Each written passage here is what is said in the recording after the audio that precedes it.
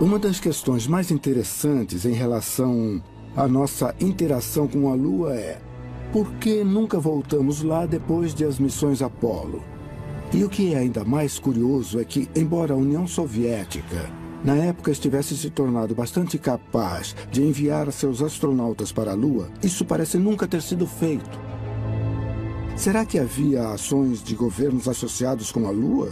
Alienígenas ou outros seres que alertaram a humanidade para ficar longe por algum motivo? Chegar à Lua foi um feito tão inacreditável que até hoje muitas pessoas estão convencidas de que todo o evento foi, na verdade, encenado em um estúdio de Hollywood. Mas sugerem não só que pousamos na Lua, mas que aquilo que foi encontrado lá é mais incrível do que sabemos.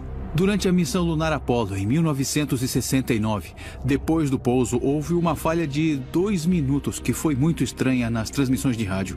E o que aconteceu durante esses 2 minutos tem provocado muita controvérsia. Columbia, aqui é Houston. Checagem de rádio. Over. Columbia, aqui é Houston. Over. Entendido.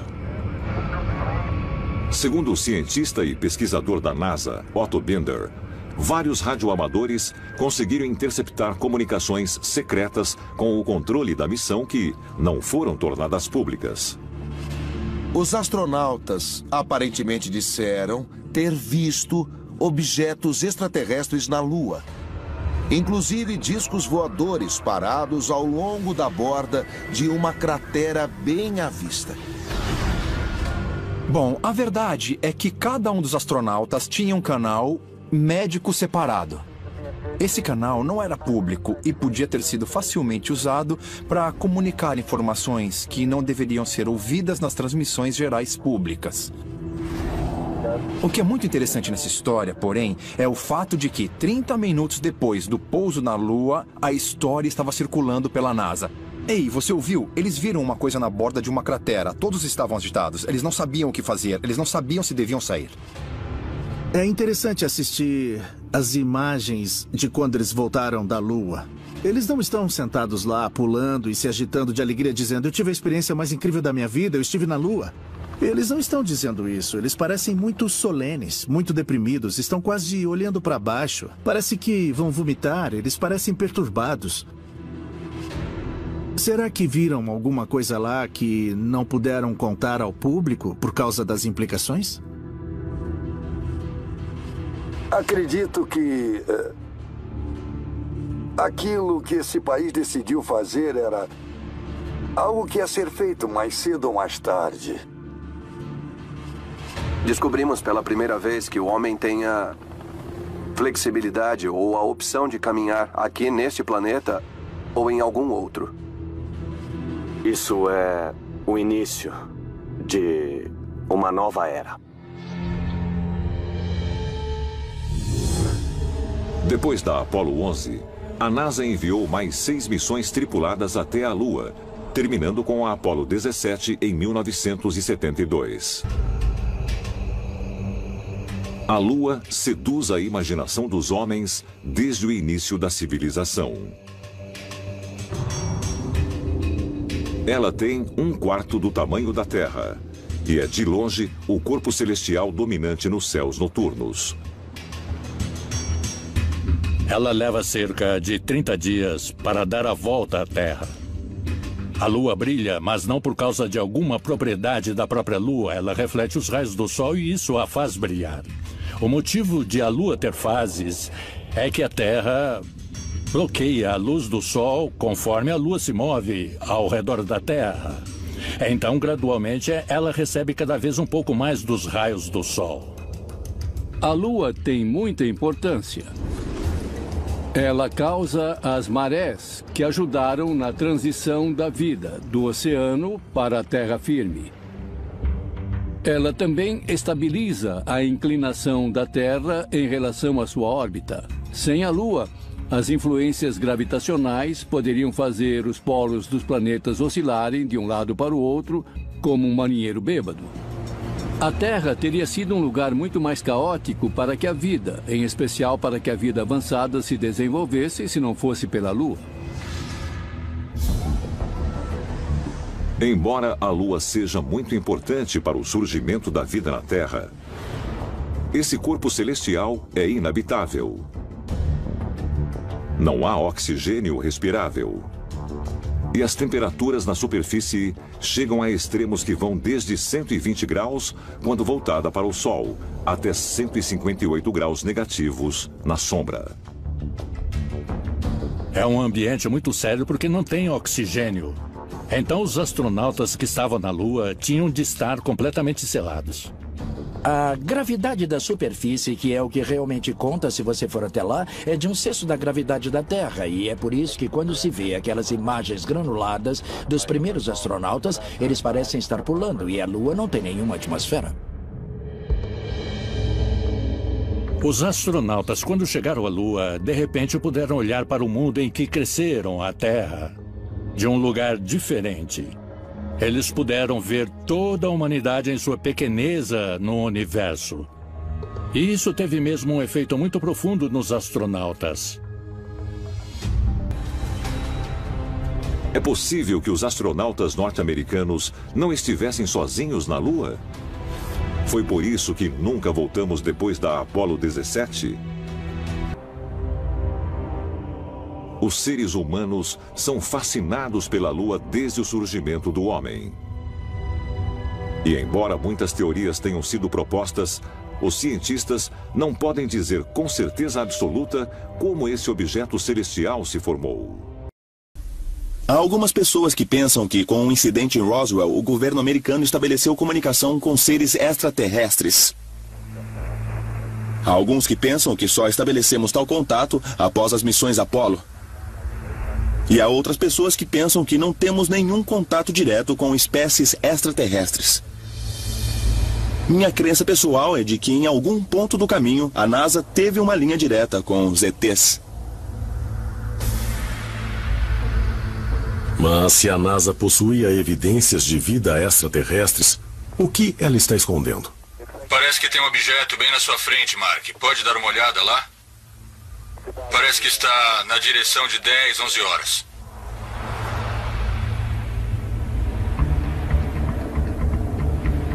A NASA pode ter encontrado evidências da existência de vida extraterrestre na Lua? E pode haver mais provas da presença alienígena, como a testemunhada por astronautas no ônibus espacial e na Estação Espacial Internacional? –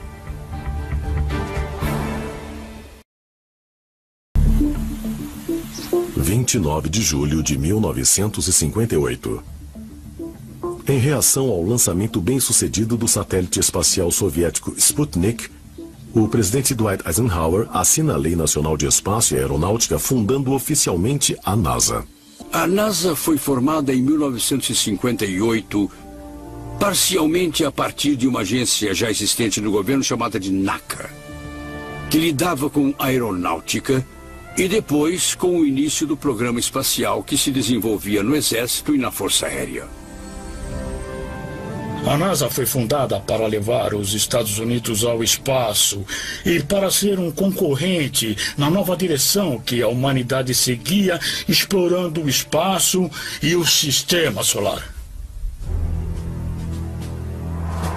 O presidente e o Congresso fundaram a NASA como parte do Departamento de Defesa.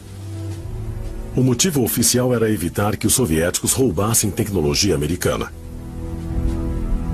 Mas alguns acreditam que o verdadeiro motivo para essa confidencialidade não era esconder informação dos soviéticos, mas esconder o segredo do público americano. Muitas pessoas têm a ideia de que a NASA é uma agência civil de ciência, mas ela não é. A lei do Congresso que a criou diz que tudo o que eles descobrirem é sujeito a sigilo e deve ser mantido em segredo e longe do povo americano. O relatório Brookings, que foi comissionado pela NASA logo depois da própria NASA ser criada, foi criado essencialmente para decidir o que a NASA deveria fazer se eles fizessem mesmo algum tipo de contato extraterrestre. Se encontrassem artefatos na Lua ou em Marte, ou se tivessem contato direto com uma inteligência superior, o que deveriam fazer? O relatório Brookings diz especificamente, número 1, não contem a ninguém. Se contar a alguém, você vai acabar destruindo a nossa civilização. Vai nos destruir. Nos últimos anos, oficiais do programa espacial da NASA admitiram manipular registros originais de algumas aterrissagens na Lua e perderem pedras coletadas na superfície lunar. Alguns dizem que fotos que a NASA tirou da Lua e de Marte indicam que eles sabem mais do que nos dizem. Nós vamos ter que nos convencer do fato de que nos contaram a mentira coletiva mais monumental de nossas vidas sobre os grupos não humanos tecnologicamente avançados que fundamentalmente impactam a vida sobre o planeta Terra, e vocês vão achar evidências no lado mais distante da Lua e, sem dúvidas, em Marte também. Toda vez que você olha uma fotografia de uma sonda não tripulada do planeta Marte, há quase sempre uma coisa muito estranha que não pertence ao lugar e que parece estrutural. Carl Sagan costumava falar das pirâmides de Elísio.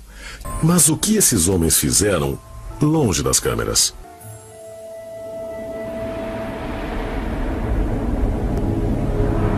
De acordo com registros da NASA, a área da Lua chamada de Mar da Tranquilidade foi escolhida para a primeira aterrissagem por ter uma superfície plana. Mar de Tranquilidade.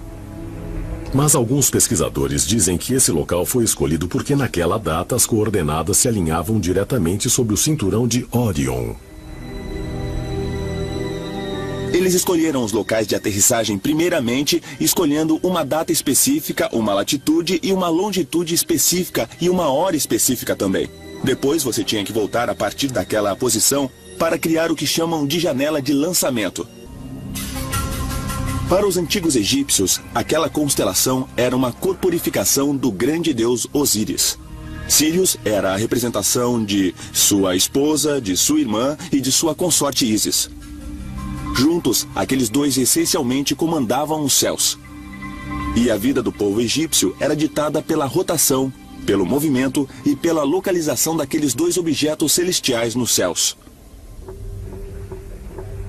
A Apollo 11 aterrissou num dia específico e numa hora específica, quando as 3 estrelas do cinturão de Orion estavam no horizonte. Naquela hora, 33 minutos depois de aterrissar, Buzz Aldrin, o segundo homem a pisar na Lua, um maçom de rito escocês de 33º grau, executou uma cerimônia a bordo do módulo lunar com Neil Armstrong.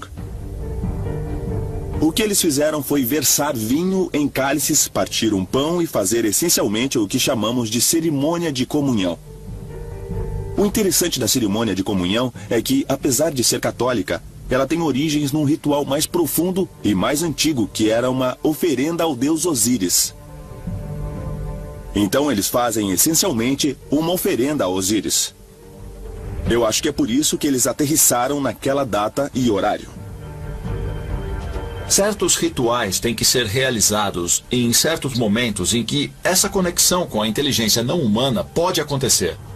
Os sacerdotes de nossos ancestrais, através da tecnologia ou através de certos meios, era a classe de pessoas que faziam contato com essa inteligência não humana. E eles foram treinados a fazer como os cientistas de hoje são treinados, para serem as pessoas que vão para o espaço.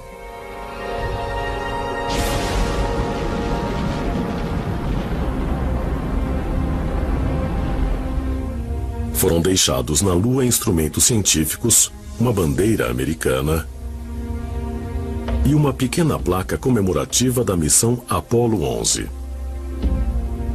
Mas outros itens também foram deixados, como uma sacola contendo uma réplica em ouro de um ramo de oliveira e um disco de silicone com mensagens gravadas de paz e boa vontade de 73 líderes mundiais. Por que essas mensagens simbólicas foram mandadas para o espaço? Quem a NASA esperava encontrar na Lua? Quando falamos das missões Apollo na Lua, há uma teoria que sugere que cidades inteiras podem existir no lado negro da Lua. Cidades que a NASA sabia que existiam. Dessas missões teriam sido trazidos à Terra artefatos das ruínas desses antigos locais. É possível que não fossem rochas lunares que eles vieram e trouxeram como amostras, mas talvez tecnologia alienígena. Se extraterrestres estiveram aqui no planeta, e tenho certeza de que sim, é provável que encontremos evidências na Lua. Porque a Lua é o ponto de parada. Você tem uma nave-mãe e precisa por combustível. Seja lá o que for, pode ser matéria-prima, podem ser pedras, urânio, pode ser o que for, está na superfície da Lua. Então faria sentido encontrarmos indicações na Lua, indicações tecnológicas de que alguém esteve aqui.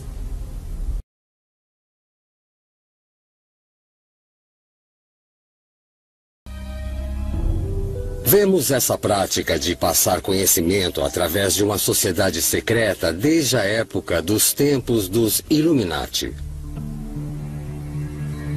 que acreditavam que poucos escolhidos da elite eram inteligentes o suficiente e capazes de lidar com esse conhecimento secreto, mas não a população como um todo. Então permanece a questão, esse conhecimento foi passado através das sociedades secretas durante gerações? E isso pode relacionar as sociedades secretas que conhecemos nos tempos modernos àquelas dos tempos dos faraós? Como os antigos egípcios, os pais fundadores da NASA partilhavam da crença de que os humanos descendem de seres extraterrestres. O que os membros dessas sociedades secretas sabiam sobre viagem espacial?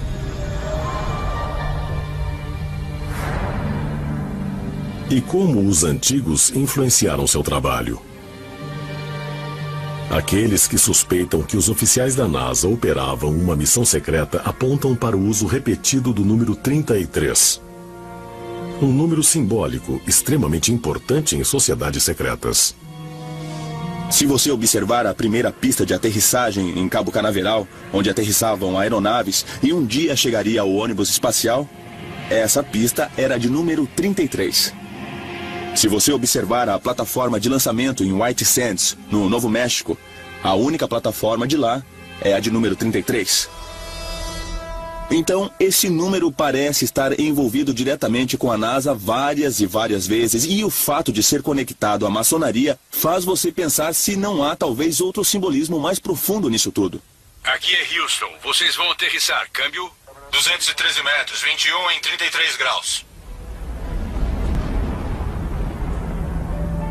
Pesquisadores acreditam que a relação com crenças antigas egípcias também pode ser encontrada no emblema do programa espacial Apollo da NASA. Eles dizem que o A grande no campo estelar simboliza não só o deus grego Apolo, mas também Assar, o deus egípcio mais conhecido como Osíris. Isso é indicado pela reunião de 3 estrelas no centro do A, que representam as estrelas do cinturão de Órion. Você tem que suspeitar que estrelas como Órion e Sirius são muito importantes para a NASA, porque era de lá que as tradições antigas, incluindo a egípcia, diziam que os deuses do espaço tinham vindo. Elas seriam nossas origens. Pesquisadores apontam que o símbolo nos emblemas na missão Mercury são quase idênticos a um grande ícone do Antigo Egito. Alguns pesquisadores acreditam que evidências dos objetivos secretos da NASA podem ser encontradas nas relações íntimas entre seus cientistas fundadores e sociedades secretas.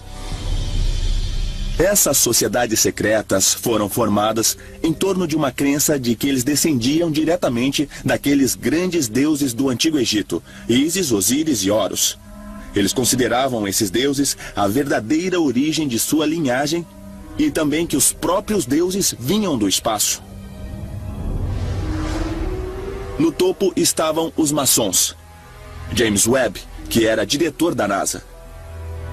Um homem chamado Kenneth Kleineth, que era o cabeça do programa Mercury, do programa Apollo e do programa Gemini.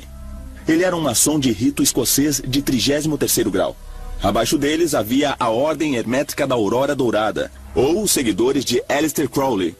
Pessoas como Jack Parsons, da JPL, se reuniram e acabaram sob o mesmo teto, com os mesmos objetivos,